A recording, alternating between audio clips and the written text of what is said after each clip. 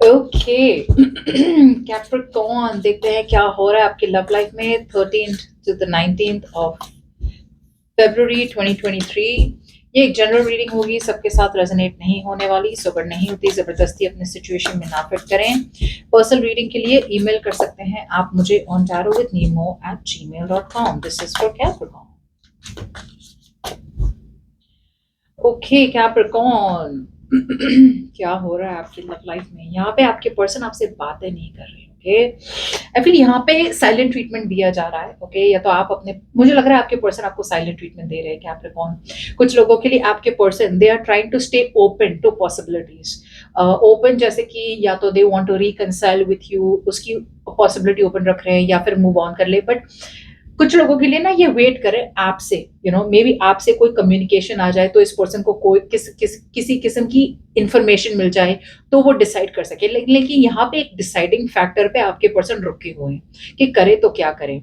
आपकी अगर बात की जाए तो आप बहुत ज्यादा प्रैक्टिकल है अभी। तो मुझे नहीं लगता, ना तो आप इंट्यूशन, ना तो आप इमोशनल है, ना तो आप लॉजिकल है, आप प्रैक्टिकल है। मुझे लग रहा है आपका पूरा फोकस है अपने काम, अपने करियर पे, अपने गोल्स पे। आप लगे हैं पैसे बनाने में, बिजनेस में, करियर ग्रोथ में, प्रोफेशन में, जॉब या जो भी है, राइट। अगर आप शादीशुदा है तो आपका फोकस है अपनी शादी पे। You are trying to be a good provider, आप स्टेबल और सिक्योर बन रहे हैं। बट आपके पर्सन, मुझे लग रहा है कि कहीं ना कहीं both of you are being very patient. कोई यहाँ पे दूसरी तरफ से एकदम उतावले नहीं हो रही है कम्युनिकेट करने के लिए। दोनों side are very peaceful and very calm. Okay, सबसे बड़ी ब्लॉकेज यही रहेगी कि आपके पर्सन, मुझे लग रहा है कि किसी और के साथ कमिटमेंट में है या फिर कमिटमेंट फोबिक है। सो उनकी ब्लॉकेज यही रहे कि वो ऐसा एक डिसीजन बनाए जो उनके लिए लॉन्ग टर्म के लिए अच्छा होगा। ओके, सो अगर आपके पर्सन अभी ऐसे अगर आपके पर्सन ने ऐसा डिसीजन बनाया फिलहाल, तो जहाँ पे उन्होंने अपनी फैमिली की बात सुनी है, या फिर वो किसी और के साथ है जहाँ पे वो अपने कंफर्ट जोन में है, तो यहाँ पे उनका ब्लॉकेज यही रहेगा कि ऐसा डिसीजन बनाए जो जो उनके लिए अच्छा हो। और मुझे लगता है कि वो अभी ऐसी सिचुएशन में है, भले ही अगर सिंगल भी हो तो वो ऐसी सिचुएशन में है जहां पे वो खुद खुश नहीं है, लेकिन फैमिली को खुश करने के लिए वहां पे बैठे हुए हैं। या तो ये कमिटमेंट में है, या सिंगल भी हो, या अरेंज मैरिज के लिए भी अगर लड़के लड़कियां देख रहे हो तो भी they are not happy out here. Communication एक और एक बड़ी सिचुएशन हो सकती है यहाँ पे। This person is very attracted to you Capricorn, बहुत ज्यादा अट्रैक्शन है यहाँ पे आपके पर्सन का आपकी तरफ।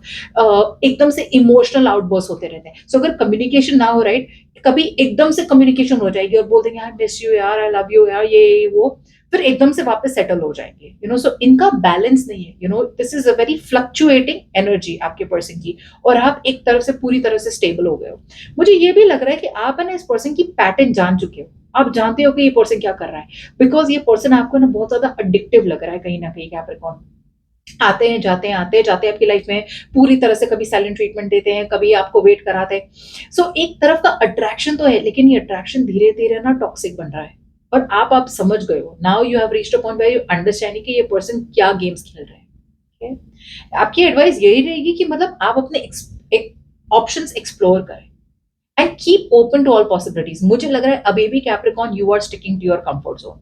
या तो आप ऐसे कंफर्ट जोन में रह रहे हैं जहां पे ये पर्सन है, so you are sticking to this person. ये या तो ये एक्स हो सकते हैं, या फिर आप करंटली जिसके साथ भी है, आप ऐसे पर्सन के साथ डील करें ना जहां पे मतलब यहाँ पे ज्यादा ग्रोथ नहीं दिख रहा है, लेकिन आप इनके साथ है because of your comfort zone, because आपको लग रहा है ये सेफ है, ये सिक्योर है। आगे जाके क्या होगा, मूव ऑन कर लिया तो आपको अबैंडनमेंट इश्यूज हो सकते हैं, आपको डर लग सकता है मूव ऑन कर लिया तो मुझे और कोई मिलेगा या नहीं।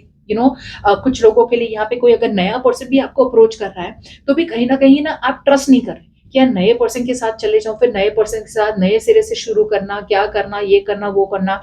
सो क्लियरली यू अंडरस्टैंड कि यहाँ पे कमिटमेंट तो पॉसिबल नहीं हो रही है, फिर भी आप डर रहे हैं मूव ऑन करने से। आपकी एडवाइस यही होगी आप मूव ऑन करें, एक्सप्लोर करें अपने options. Stop having the fear of the unknown. Decision इसलिए नहीं ले पा रहे क्योंकि आप डर रहे हैं, सो डरे ना, open yourself up to new options out here.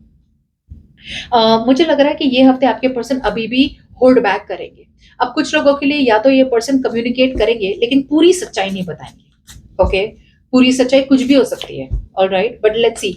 ये पर्सन को फियर ऑफ रिजेक्शन बहुत ज्यादा है, बहुत ज्यादा इनसिक्योर है आपके पर्सन। ओके, बट अभी भी मुझे लग रहा है कि या तो आपके पर्सन दो सिचुएशन को बैलेंस कर रहे हैं आपके पर्सन, जैसे बोलते हैं ना कि उनका कैसा है रवैया कि वो क्या है, वो ये भी टूट जाए और लाठी भी ना टूटे, ऐसा कुछ तो ऐसा कुछ है ना। तो ऐसा उनका है, लाइक दोनों सिचुएशन बैलेंस करना है, सांप भी मर जाए और लाठी भी ना टूटे, yes, that's the situation they are in. वो ऐसा सिचुएशन बैलेंस कर रहे हैं अभी आपके साथ, कि भाई ये भी ना हो और वो भी ना होना चाहिए। That's what it is. Please clarify. चलिए क्लैरिफाई करते हैं, ज्यादा इंफॉर्मेशन देते हैं आपको। यस, यहाँ पे आपके पर्सन डेफिनेटली कम्युनिकेशन चाहते हैं, लेकिन कम्युनिकेशन जो डेस्परेटनेस है ना कम्युनिकेशन करने की, वो बैलेंस कर रहे हैं, लाइक एकदम से उतावले नहीं हो रहे। कम्युनिकेशन करना भी चाहते हैं तो बहुत ज्यादा बैलेंस रख रहे, कम्युनिकेशन कर रहे हैं ना, बहुत ओवर ज्यादा इमोशनल हो रहे, ना ओवर ज्यादा लॉजिकल हो रहे। एक्सट्रीम बिहेवियर नहीं है आपके पर्सन का, ओके। वो ऑलमोस्ट कॉम्प्रोमाइज करके विन विन सिचुएशन करके आपसे कम्युनिकेशन करना चाहते हैं। सी आपके लिए इट्स ऑलरेडी ओवर। वही तो मैं कह रही हूँ, आपके लिए खत्म हो चुका है। अगर आपकी शादी भी हुई है इस पर्सन से, तो आपके लिए ये सिचुएशन खत्म हो चुकी है, ओके, बिकॉज आपके पर्सन कम्युनिकेट नहीं कर रहे हैं, ना आपको क्लैरिटी दे रहे हैं। और अगर आप सिंगल है तो आपको पता है कहीं ना कहीं कि यहाँ पे ये पर्सन के साथ कमिटमेंट नहीं होने वाली है, तो आप कहीं ना कहीं एक सिक्योरिटी स्टेबल अपने आप में महसूस कर रहे हो, and you are ready to move forward, okay.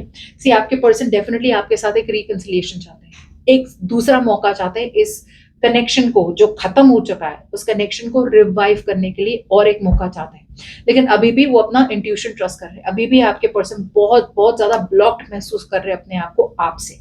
या तो ये पर्सन आपको कम्युनिकेट कर रहे हैं लेकिन आपने ब्लॉक कर रखा है हर जगह पे, या फिर कहीं ना कहीं इन्हें लग रहा है वो खुद ब्लॉक्ड है। मतलब वो जितनी भी कम्युनिकेशन करना चाहे ना आपसे, उन्हें लगता है कि आप हमेशा डिफेंसिव रहते हैं, या कहीं ना कहीं लड़ाई हो ही जाती है। सो इन्हें लगता है कि इन्हें लड़ना पड़ेगा इस रिकंसिलिएशन के लिए, ओके।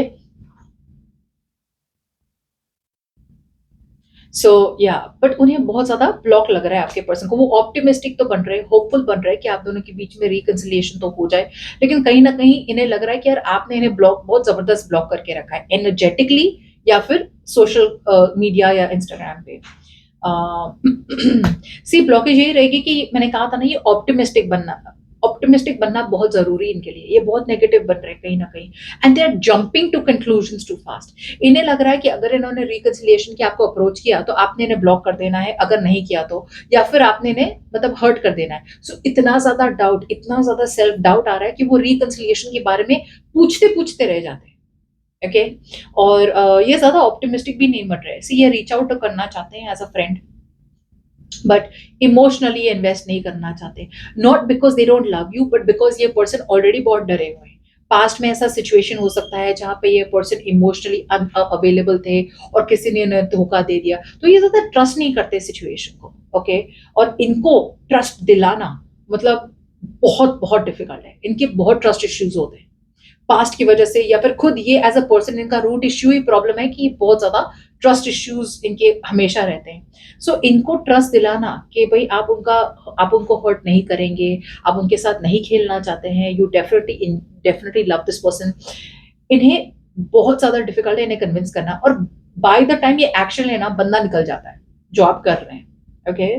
और आपका, जैसे मैंने कहा था, यहाँ पे आपको मूव फॉरवर्ड करना ही पड़ेगा, बिकॉज आप ऐसी सिचुएशन में अटके हुए हैं, फंसे हुए हैं, जहां पे आपको वो लव अटेंशन डिजर्व नहीं हो रहा है। आपके पर्सन छोटे छोटे छोटे छोटे ऑफर्स देते रहते हैं आपको, प्यार की रोमांटिक बातें करते रहते हैं और आपको सिचुएशन में रखते हैं, because they want you to stay in the situation, but पूरा पैकेज नहीं दे पा रहे। और पूरा पैकेज नहीं दे रहे, और आप है यहाँ पे कंफर्ट जोन में बैठे, अब आएगा पैकेज, अब आएगा पैकेज, अब कमिट करेंगे, अब कमिट करेंगे, अब स्टेबिलिटी होगी, अब ये होगा। So you are still staying in your comfort zone. कहीं ना कहीं आप भी थोड़ा वेट कर रहे हैं। आपका यही होगा कि एडवाइस की मूव फॉरवर्ड करें। कब तक वेट करेंगे, कब तक स्टैग्नेंट रहेंगे? इस तरह से तो आप मूव ऑन भी नहीं कर पा रहे, और आपकी लाइफ में जो अपॉर्चुनिटीज आ रही है आप उसे भी एंटरटेन नहीं कर पा रहे, या बिकॉज आपको बहुत ज्यादा डाउट है कि भाई मैं ये डिसीजन तो ले लूं मूव ऑन करने का, but will it be the right decision? Trust your intuition, अपने इंट्यूशन को ट्रस्ट करें, ना लॉजिक को, ना दिल को। इंट्यूशन कैसे ट्रस्ट करते हैं? एक क्वेश्चन पूछा और पहला जवाब जो आया, पहला जवाब, ऐसे नहीं है कि क्या मैं मूव ऑन करूं, ऐसे नहीं, that is then again being logical और इमोशनल। क्या मैं मूव ऑन करूं? हाँ, ओके, ना, okay, that is your intuition. The first answer, first reply that you get in your mind is the right one. और अगर आपको लगता है कि आपका इंट्यूशन कहता है कि the first answer is yes, wait करो, तो वेट करें। बट ये जिसके लिए मैं रीड कर रही हूँ, ये कैप्रिकॉन्स के लिए यही एडवाइस होगा कि भाई you should keep moving forward out here. या सी यहाँ पे एक नई बिगनिंग की बहुत ज्यादा स्ट्रॉन्ग पोटेंशियल है। आप दोनों के बीच में एक नई शुरुआत हो सकती है, पैशनेट वाली शुरुआत हो सकती है। आपके पर्सन आना भी चाहते हैं आपके तरफ,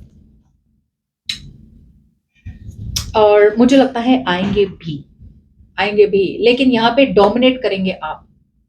you will be dominating the situation. मुझे लगता है आप दोनों के बीच में एक पोटेंशियल है, ओके, एक नई बिगिनिंग का। कुछ लोगों के लिए कम्युनिकेशन होगा, कुछ लोगों के लिए नहीं होगा। अगर कम्युनिकेशन होगा भी तो ये पर्सन डेफिनेटली आएंगे लव बॉम्ब करने, आपको एकदम से प्यार रोमांस वाला रोमांटिक बन के आएंगे आपके पास। लेकिन you will be dominating the connection, because ये बहुत ज्यादा इंटिमिडेटेड है आपसे। वो आपका इतना ज्यादा कॉन्फिडेंस बढ़ गया है आफ्टर द सेपरेशन और ब्रेकअप कि इस पर्सन को लग रहा है आपको उनकी जरूरत ही नहीं है। अगर आपको रत्ती भर डिफरेंस नहीं होता ये आए ना आए। ऑब्वियसली बात है, with death card out here, you don't care, आपके लिए खत्म हो चुका है सब कुछ, राइट? आप प्रैक्टिकल बन रहे हैं, और जैसे आप प्रैक्टिकल बन रहे हैं ऑटोमेटिकली आप डिटैच हो रहे हैं इस पर्सन से। भले ही आप अपने कंफर्ट जोन में हो, राइट, बट आप कहीं ना कहीं डिटैच हो रहे हैं इस पर्सन से, और ये आपके पर्सन को फील हो रहा है। इसकी वजह से ये बार बार अपने आप को डाउट कर रहा है। सो मुझे लग रहा है आपके पर्सन अगर चाहे तो कम्युनिकेट कर सकते हैं, ओके, नई शुरुआत की पोटेंशियल है।